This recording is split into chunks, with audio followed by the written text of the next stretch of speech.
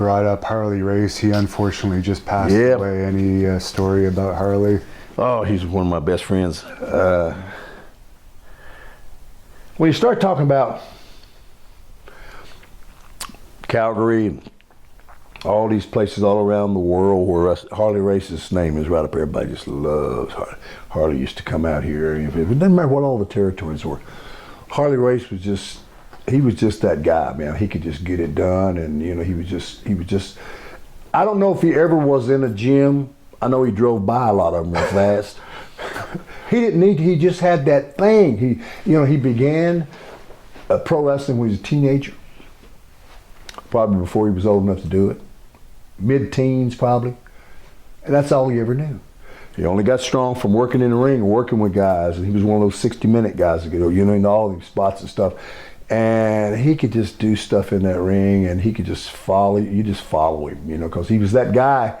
And you had to defer to him. And he's one of the only guys I'd let do things to me that I didn't let anybody else do, because especially things that be honest with you, brother, I had never done before, moves I'd never had to do. But if he said to do it, I said, what do you want to do? He'd tell me. I said, I ain't never done it before. Don't worry, I'll take you. I said, okay, brother.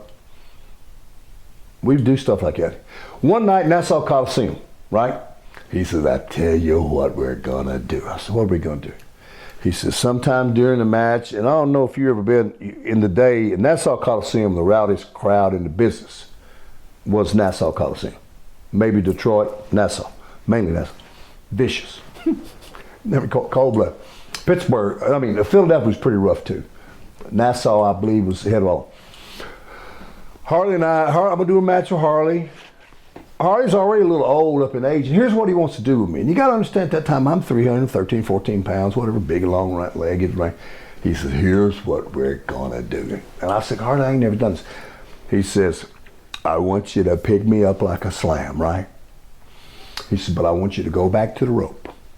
And he said, here's what we're gonna do. You lean back, I'm gonna lean back on your chest. He said, I ain't gonna hook no rope, no, he's gonna do all the hooking. And I'll let go, and my legs were gonna go up, and we're gonna flip over, and we're gonna get the floor. And I said, Harley, I ain't never done that move. I said, that's the stuff I do for the little guys. That ain't for me.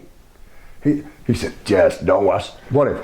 Said, brother, we do the match. And I ain't into doing that, because I've already had a bad knee injury in '85, and I don't want to go through this stuff again, man. And I'm saying, well, I love this guy.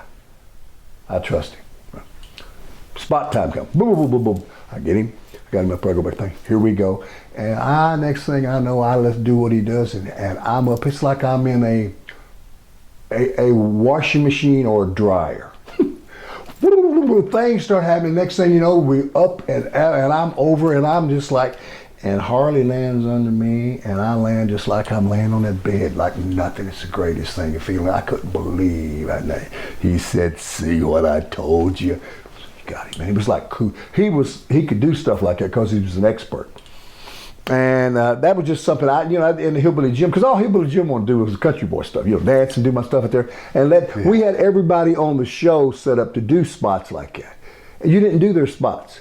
Hogan drop a leg, you don't drop a leg.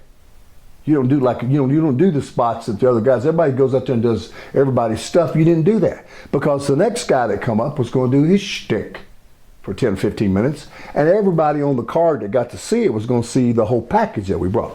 So a lot of those big high-flying movements, that's probably why I was able to have a career and get through it fairly good, because the guys that were built for that, and we had guys that were bumpers, But Harley was, what can I say? He's just another one of those guys that they don't come through no more. The world that we're in, the wrestling business we're in, it doesn't lend itself to those kind of guys anymore. No. Harley would always like to rib poor Junkyard Dog, and JYD was real sensitive. He was real ticklish, right? For real. To where it was like he'd have a panic attack if you started trying to, and Harley Race could look at him like that, and he said, no, Harley, don't you start. I'd see him. He'd put his fingers out like that, like he's going to come to JYD and tickle him.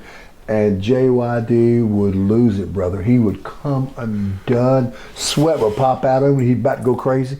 Harley would force JYD all the way back into a locker. He'd get back in there, and if he'd touch him like that on there, JYD would be like a bucking bronco. He would just tear up the whole locker room, and it was just, to watch him do that, you'd whiz yourself.